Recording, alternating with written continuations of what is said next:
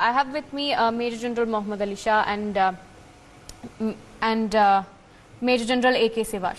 All right, let me rope in Major General Mohammad Ali Shah first. Sir, of course, now we're learning that after the 13th round of talks between India and China failed, as China was, of course, not agreeable with India's recommendations. Now they're trying to increase their capabilities in the Karakoram Mountains. What are your thoughts on China's bid now in the LAC?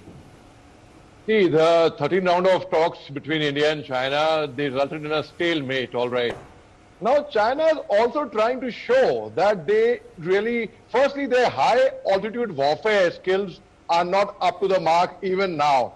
They are trying to improve their skills, fine, but they are also trying to show that we care two hoots about your talks, because they have claimed that our 13th round of talks were unreasonable. They were not unreasonable. They were very much reasonable. But China is trying to show that you can indulge in a number of dialogues with us. We will continue doing what we like, and no one can actually interfere with our intentions. That is what China is trying to prove over here. Right, sir.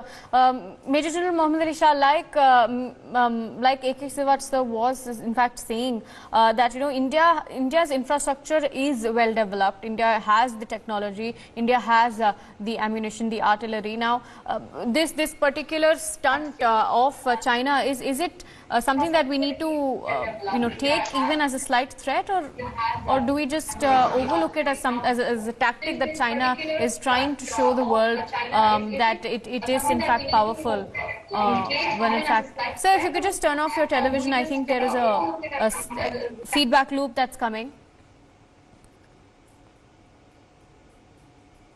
Right. All right. So, like I was saying, sir, of course, do you think this is just China's maneuver to show that it's powerful especially after the talks have failed? But then, of course, it is China's fault, and it's trying to hide that through this maneuver. Do you think that is a possibility at all? There's nothing to worry about. Hello. China is an expert at playing psychological warfare. And how ridiculous is this? Just imagine, just after the 13th round, when they actually fail, I would call it a stalemate. The only issue that happened. So I don't think this tank exercise by China is any threat to India. No. In fact, it is the other way around. It only exposes the Chinese side that they are weak in their high altitude warfare. And at the height that they practice their tank drills at the Karakoram ranges, it only exposes their weaker side, that they need to actually oil their machinery, polish their skills. They are weak in it, and we have nothing to worry about at all, because we will give them a befitting reply in any way possible. Right.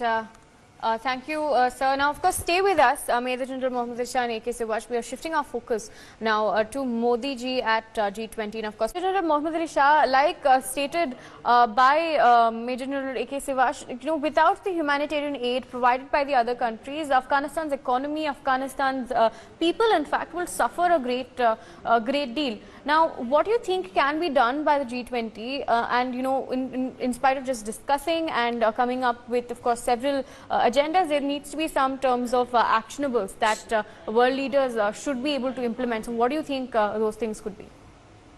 See, overall, I feel like, Taliban government, when they came into power, they obviously, as General Sivash rightly said, that they need funds for any government to survive.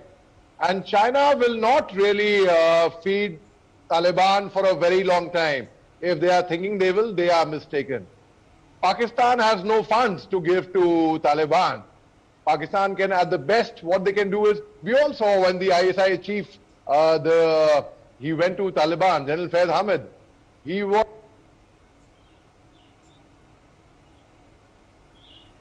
So they were he was seen praying namaz with the Talibanis, and that's all that Pakistan can offer. Because they play on the religious sentiments of people, right?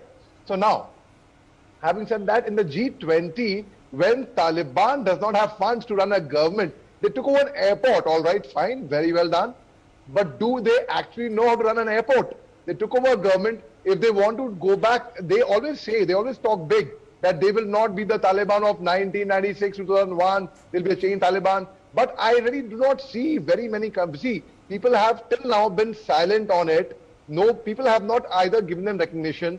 But I say it full on that it is a government of terrorists. There is no doubt about it. When we have somebody like Sirajuddin Haqqani, the interior minister, who's on the UN list of terrorists, there is a reward on him of millions of dollars. So what can we expect more from them? So when we have terrorists in the government and a government of terrorists, I personally do not see very many countries giving Taliban government recognition. And the government over there, it's ironical that the actual government over there has to be named as resistance force. So in other words, the government becomes the militants, so to say, for Taliban. And the actual militants become the government. So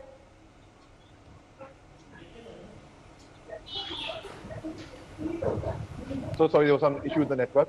So now the G20 also at the same time, I do not see them actually many coming forward in full support of the Afghan government, which is the Taliban government right now.